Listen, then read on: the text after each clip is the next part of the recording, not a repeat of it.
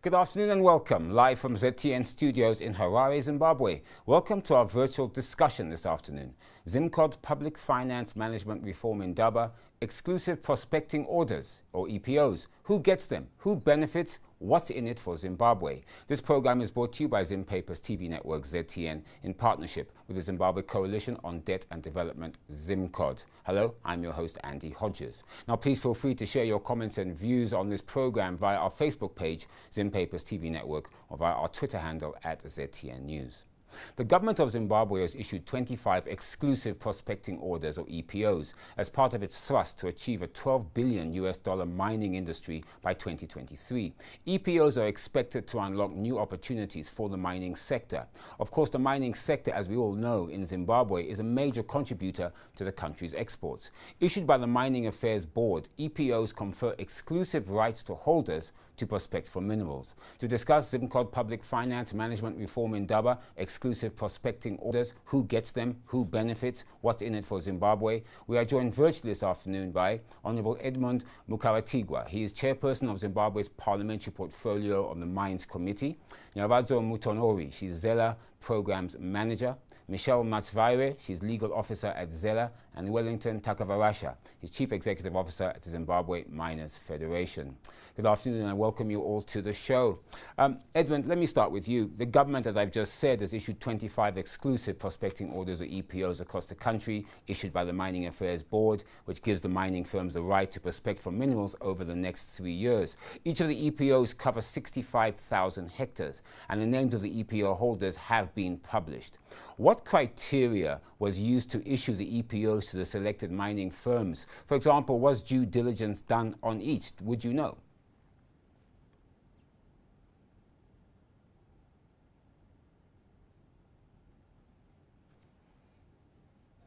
Edmund, please can you unmute your microphone?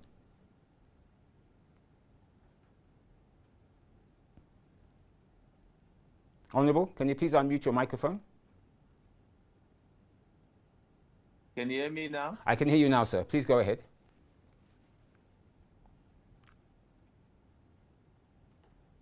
Sorry about that. No problem. Thank you very much, Andy.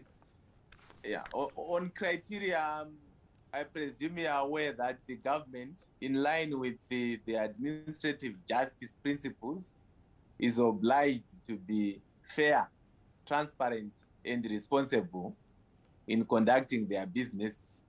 In that respect, the first come, first served basis was used, and natural is the first come, first served basis among the submitted applications. So in terms of the applications that applied, the first to apply, you look at the dates. So that's the criteria they use. Oh, so therefore they don't take into account the ability of the prospecting mining company to be able to fulfill the mining if they do find any minerals in their areas. I'm saying on criteria. Okay. Yeah, first come, first served basis. In terms of transparency, everyone wants fairness, so that's the first thing to look at.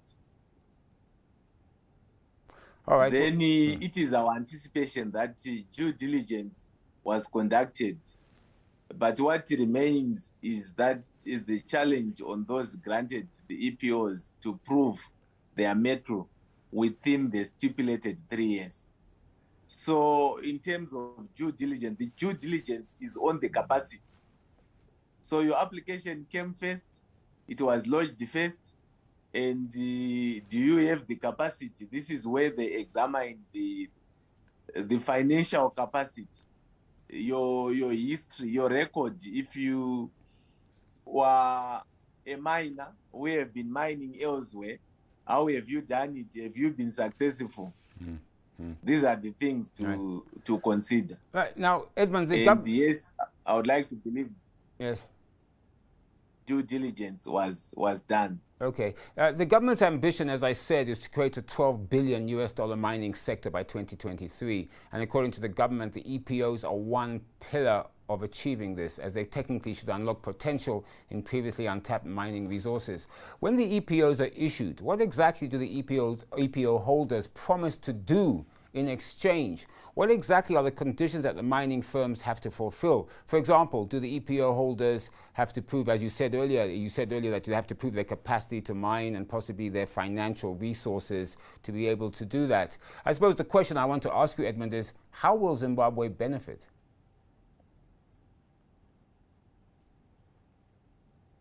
Precisely, they have to prove a case. The EPO holders, usually they promise to execute their products in line with the government's strategies for socio-economic development, which are wealth and wealth creation, job creation, and the contribution to the national fiscus and the broader national development in line with the national vision as articulated and pronounced by His Excellency, the President of the Republic, Comrade Dr. E.D. Mnangagwa. They have to abide by the financial, mining, and labor laws of the country, among others. So this is what they promise to do. They promise to mine responsibly within the laws of the country. And that is what the if you just juxtapose it, that's what the government actually expects from them. For example, we expect them to observe safe mining standards. They must adhere to strict mining regulations, and they must make sure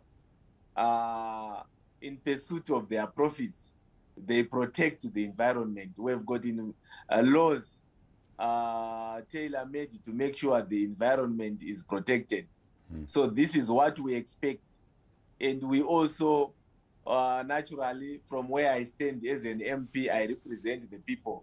Through my representative role, I know the expectation the people within the communities that they would naturally mine, and they expect, and on government.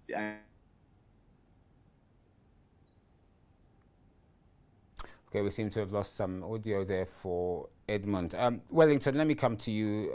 I have a two-part question for you. Firstly, will the issuance of so many EPOs have a direct impact on the small-scale and artisanal mining sector?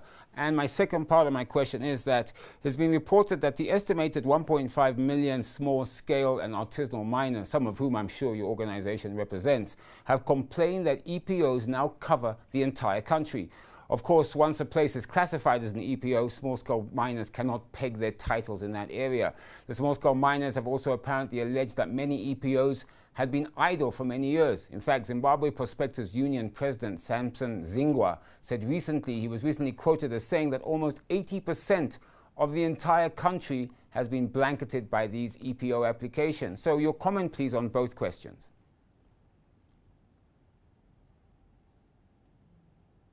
Okay, thank you, Andy.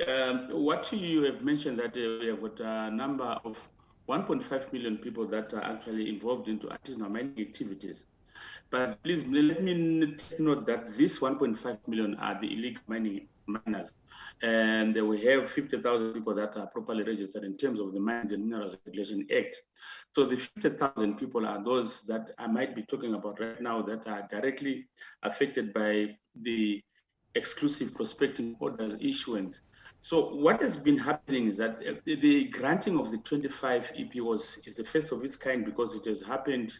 It has not happened the past 2 decades where EPOs has been granted. But what has been happening is people making applications, and when they submit applications to the Ministry of Mines and Mining Development through the Mining Affairs Board, that area would be reserved. And as you indicated in the introduction, and people will be taking as much land as 60,000, and there about minimum 20,000 hectares. So once the area is actually pegged as an exclusive prospecting an area, so it means before the issuance of license, it means neither the EP holder nor the artisanal small-scale miner can be allowed to operate at that particular place. So consequently, we have had situations where we have talked about the areas that covers about 80% of land in the country covered by EPOs. So consequently, you would then now have illegal mining activities happening in those particular areas because no one is entitled to that particular area. But of course, what would happen is that the small-scale miners or the artisanal miners would then want to operate at an area where if you'd find that those areas would then have gold outcrops, rushes, there are a number of those. But now with the granting of the 25 EPOs, what the Zimbabwe Miners Federation had done was to actually have, because before the EPO is granted or before the EPO makes an application, there is some stakeholder consultative issue of if there's any people that would want or that are opposing that application. And I've noticed from the past that 3/4 of the people or 80% of the people actually don't agree with the EPO application because they would anticipate these problems where the EPO is not granted and no one grants or no one gets permission to be mining those particular areas. So we had requested our members, Zimbabwe Miners Federation members, to apply for a particular site hectare. It's a very small, 10, 15 hectares that apply to the EP holder, then who is supposed to be giving him a permission to mine at a particular place? Because within 3 years, as the exploration is being done, that person should be able to be relinquishing land to government. Thank you. Now, so the issuing of EPOs to prospective mining firms is common in the mining sector, and I need to stress this, and Zimbabwe is no different to any other country, both in the region and worldwide. But you heard the numbers there. I mean, Wellington said that in consultation about the EPOs, 80% of the participants didn't agree with the EPO issuance. That's a huge sum. So my question is, why do you believe that this matter has become seemingly so controversial? Thanks, Andy. So the matter has become controversial because of the implementation. So for starters, already from the questions that you asked Honorable Mukaratigwa, the issues of due diligence, there is no evidence or limited information is available in terms of what criteria in line with due diligence principles was applied by the Mining Affairs Board. So for us as civil society, we have always argued that the first come, first served basis is not enough when we're looking at the capacity of these prospecting firms to do a good job. We need to see if they are resourced to be able to do, the prospecting for these many hectares that they have been awarded. So we are not satisfied that the first come, first served basis should have been the basis that would be used to grant these EPOs. The other issue that has become really controversial is that we have unofficial, unconfirmed reports that the EPO holders are now asking small-scale artisanal miners to pay them for them to access part of the EPO land. Is there a mechanism? It's unfortunate we don't have the ministry here, but they should have been here to speak about the mechanisms that they have put in place to monitor the activities of the EPO holders. Remember, we are saying we don't want holders of EPOs to continue speculating and holding EPOs for speculative basis. What is going to be done differently this time to ensure that we don't end up in the same situation that we had before? And of the holders of these EPOs, that's the control of these companies that have been awarded the EPOs. And again, this is Women's Month, Andy. There is the issue of the gender balance in terms of, granting these land. In essence, these are land rights benefited from this process. So all these issues raise the controversies. Thank you. Michelle, the issuing of EPOs is apparently entirely legal and I believe is covered under Section 90/2 of the statute or even taken away. I suppose here I'm talking about the legal governance side of this equation. Mines and Minerals Act provides that if a concession holder or an EPO holder fails to submit an exploration program or progress report within 6 months, or if the report doesn't satisfy the board will issue a notice to the EPO holder and require them to submit that amended program within 30 days.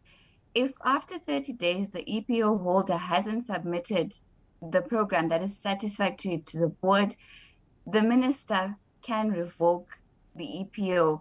Again, after the minister has revoked the EPO, he can, through the courts, recover a certain amount of money based on the reservation that was given to the EPO holder. Again, we've got the Geological Society, which is mandated to monitor all exploration activities in Zimbabwe so that we can track progress of what's being done and where it's being done.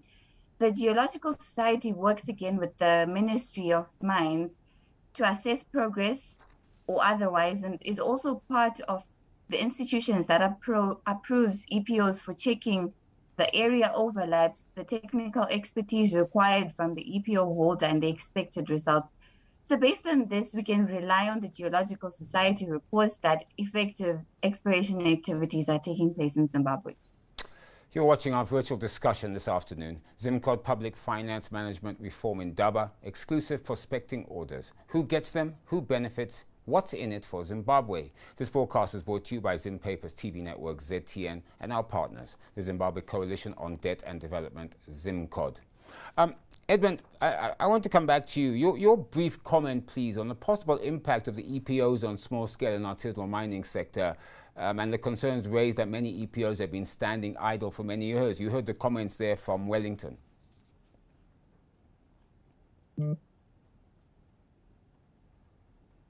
Thank you very much, Andy. The recently issued EPOs will definitely impact small-scale miners, and they will be impacted in probably one of many ways. And there is positive impact in that for some time the delay in actually issuing these EPOs meant in terms of formal business, legal exploration, legal mining. As you know, the claims that small-scale miners operate in or seek to access so that they can do their small-scale mining activities actually form part of, if put together, they actually make the EPOs.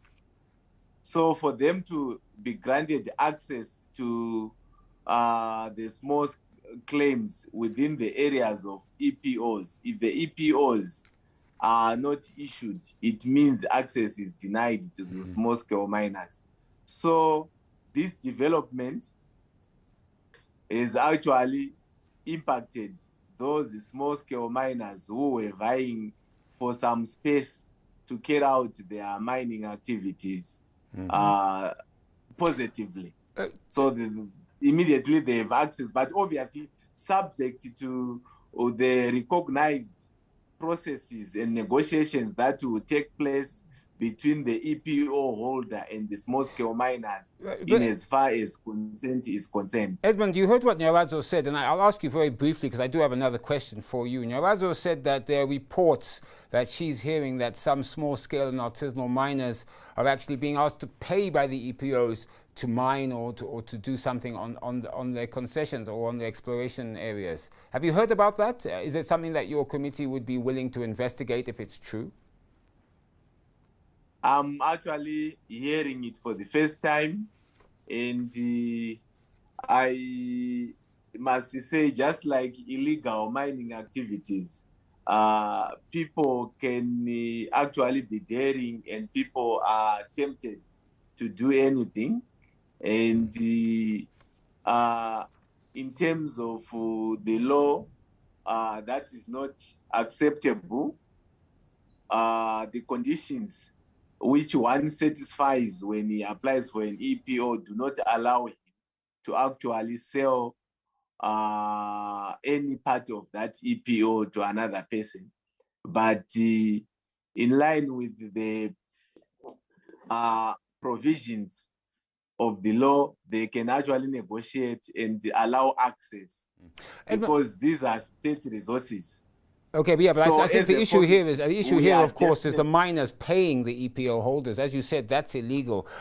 Edmund, I wonder, again, I've got so many questions for you, but I want to just quickly ask you to give me a very brief answer on this one. Look, the government did publish a list of names of some of the EPO holders that, you know, the EPOs were issued to. However, Nyawadzo brings a point that that's about all the information that's out there. Do you believe that more information will help in terms of, which I want to ask you as my next question, is governance? And in fact, maybe I should ask you both questions at once. So that's my first question. More information should be supplied on the EPO holders, and I think that would satisfy the transparency angle. But I want to look at the governance side. I mean, with the issuance of so many EPOs and the ambitious plans, as I've said, of creating a $12 billion mining sector, commentators state that governance becomes critical. Governance influences levels of revenue contributions to the fiscus, the effectiveness of regulatory frameworks against illicit financial flows, and other vices in the extractive sector, as well, of course, as the working conditions in mining areas. So a two-pronged question: transparency about who's getting the EPOs, and the second question, in your opinion, how is the government going to ensure that this governance issue is catered for?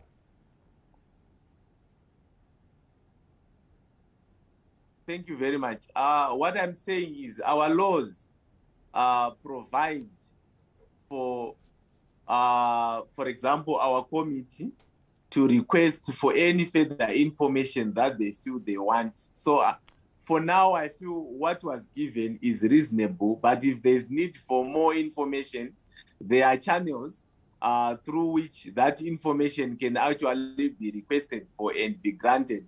For example, our Companies Act allows for full disclosure of ultimate beneficial owner of a business, in this case of an EPO. So that information can actually be sought, and that is actually within the statutory obligations of our laws. Okay, and what about the governance issue? Do you think that government has enough measures in place to ensure that during the life of the EPO, the governance issues are looked out for? Because that's critical, is it not, particularly in the mining sector? There's one good thing, and the life of the EPO is only 3 years, which actually also helps answer the question on due diligence.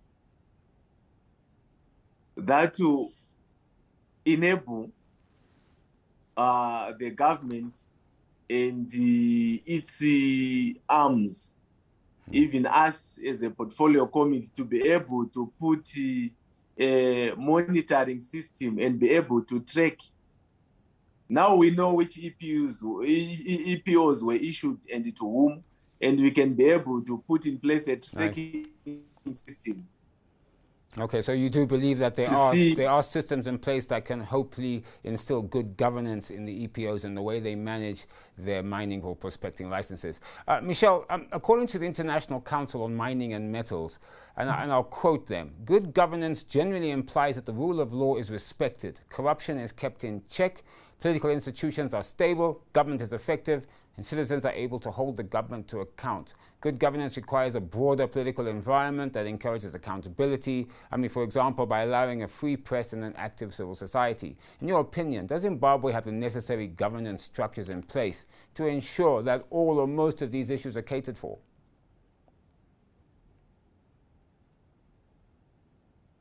Thank you, Andy. And for your question, I think the primary basis to answer the question would be the Constitution. And good on Zimbabwe is that the Constitution provides for good governance in Section 9. Good governance says that we need to make sure that all public appointments are based on merit, and then the state is taking all measures to ensure we expose corruption and abuse of power.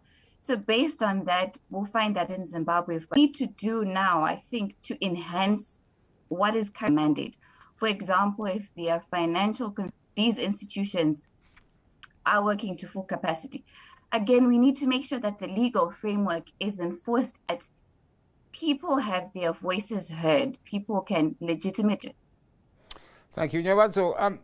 And under declaration of minerals. Your comment on this, and do you believe make them hesitant to accept the issuing of EPOs? Thank you, Andy. I think the perception really lies in the lack of evidence that we actually have the proper systems in place. As government, there is need for stronger monitoring and tracking mechanisms. And Michelle, we have laws, at least we have a constitution, really understand the operations of, you know, the prospecting and the actuality on mines and mining development, and the ministry come up with a proper system so that we have confidence as the public, as the citizens. Giant mining companies, you know, discovery of new mineral deposits will result in benefits for the citizens, and it will not be a lost opportunity. Wellington, the issue of a basis through such leakages. So that links into the government, to be brief, in terms of how to strengthen governance in the mining sector. Thank you. The issue of governance is actually very critical in running the economy. What we are talking about financial flows and illicit deals that are happening in terms of especially space, what has the government been doing? Now only 25 EPOs. But the issue of these illicit deals, it is because, so what we now encourage for the government to do is to look at Ghana as well. So this actually would now try to, which is plus or minus about a ton a month, regarding the perceivable, to allow the small scale miners to be able to have a piece of cake that is contributing to that. But we still need to talk about the land issue, the land, which is very, very critical. Right. You're watching our virtual discussion this afternoon, TV Network, ZTN, and our partners, the Zimbabwe. The issue of accountability and transparency is critical. And you, in fact, have mentioned it, I think, in some of your remarks on the program today. I mean, parliamentary oversight, community engagement are indispensable to the achievement of transparency and accountability in the mining sector. So what is Parliament doing to promote accountability and transparency, your committee in particular? And critics, of course, have used the example of certain deals being entered into by the government without Parliament knowing what's in those deals. Sorry, there was a break. If you can come again. Sure, sir. I was talking about accountability, transparency, and of course the need for parliamentary oversight and community engagement. So the question was, what is Parliament, or in specifically your committee, doing to promote accountability and transparency in the mining sector? And critics have used the example of mining deals being struck by government without Parliament really knowing the nitty-gritties of such deals. Thank you very much, Andy. What we are doing as a committee is we are encouraging the enforcement of our own laws that speak to.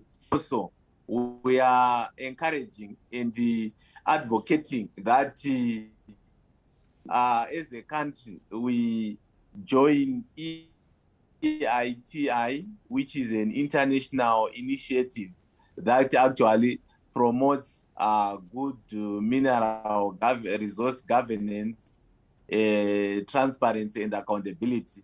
And this actually also, while it helps us when we domesticate that initiative, it also helps us access international markets. It helps us access international capital without challenges. It also helps us receive information in terms of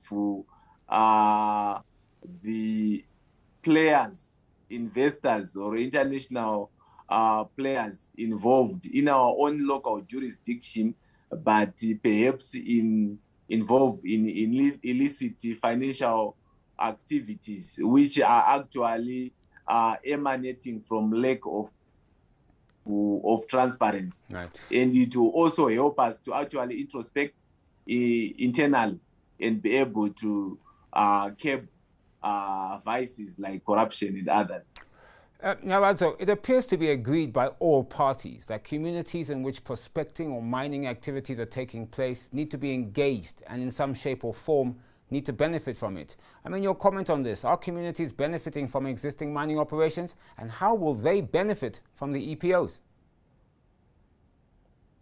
Thank you, Andy. So at the moment, there is no clear community benefit scheme model from the mining sector. So remember, we used to have the community share ownership trust schemes, under our indigenization laws, and that has fallen off. So there is really a critical need at the moment to come up with a community benefit scheme model, because in terms of our constitution, community, we have corporate social responsibility, or corporate, as mining companies are engaging communities. So for instance, when we look at Unki Mine, they recently, underwent an audit under the Initiative for Responsibility to the Communities, but such a practice is not common across the country, and this is really at the discretion of the mining company for mining communities to benefit from these resources, and therefore also clear ways in which they can benefit from